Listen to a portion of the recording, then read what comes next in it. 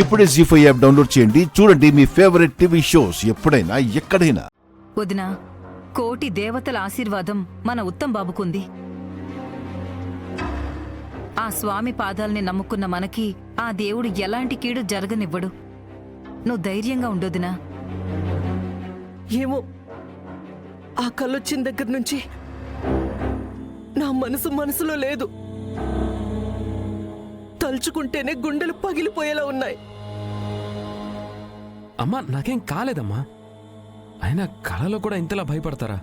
నాన్న ఉత్తమ్, నిన్ను నవమాసాలు మోసి కన్న తల్లిన్రా. నేను కాకపోతే ఇంకెవరు భయపడతారు?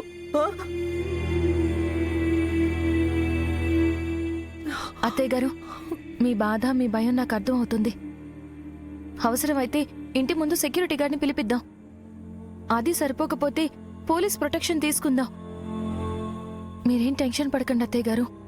అవునమ్మా, రేపే కమిషనర్ గారితో మాట్లాడతాను. అవసరమైతే 2 గన్మెన్ని సెక్యూరిటీగా పెట్టుకుందాం. ఓకేనా? ఏవో నాన్న, కొన్నాళ్ళు గడిచే వరకు నువ్వైతే ఇల్లు దాటి బయటికి వెళ్ళొద్దు. ఇల్లు దాటి బయటికి వెళ్ళొద్దా? అలా ఎన్ని రోజులమ్మా? ఏమో, నాకు తెలీదు నాన్న. నాకు ఆ కిషోర్ గాడు ఏమి చేయడన్న నమ్మకం కలిగేంత వరకు, వాడి వల్ల నీకు ఎలాంటి ప్రమాదం జరగదని ధైర్యం వచ్చేంత వరకు నువ్వు మాత్రం ఇల్లు కదలడానికి వీల్లేదు. అంతే. అదెలా సాధ్యం సుహాసిని గారు? బిజినెస్లన్నీ ఉత్తమే చూసుకుంటున్నాడు. అలాంటప్పుడు అతను ఇంట్లోనే ఉంటే బిజినెస్లకి ఇబ్బంది కలగదు. ఆ బిజినెస్ లేవో మైథిలి చూసుకుంటుంది. మైథిలి కూడా ప్రమాదమే కదా. ఎందుకంటే ఆ కిషోర్ని అరెస్టు చేయించింది మైథిలినే. అలాంటప్పుడు వాడు ఉత్తమ్కి ఎలా ప్రమాదం తలపెడతాడో మైథిలికి కూడా అంతే అపకారం తలపెట్టే అవకాశం ఉంది. అలాంటప్పుడు మైథిలి కూడా బయటికెళ్లడం మంచిది కాదు కదా. అదంతా నాకు తెలీదు. నా కొడుకు మాత్రం ఇల్లు దాటి బయటికెళ్ళడానికి వీల్లేదు, అంతే. నాన్న ఉత్తమ్, నువ్వు నన్ను కాదని నాకు తెలియకుండా బయటికెళ్లాలని చూసావో, నేను చచ్చినంత ఒట్టే.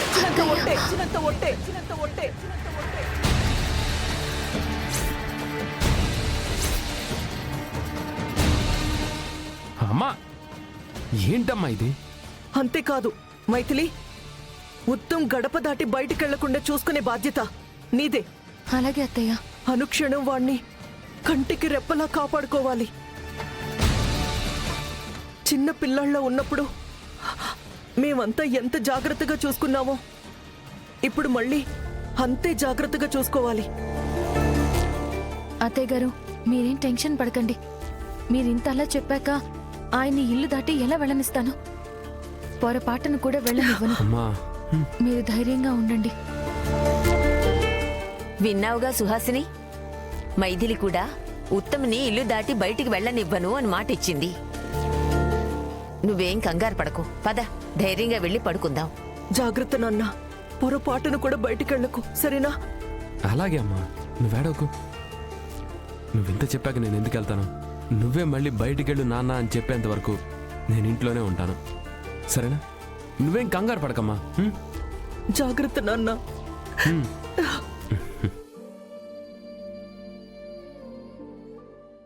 జీ5 యాప్ డౌన్లోడ్ చేసి అన్ని ఎపిసోడ్స్ పూర్తి ఉచితంగా చూడండి.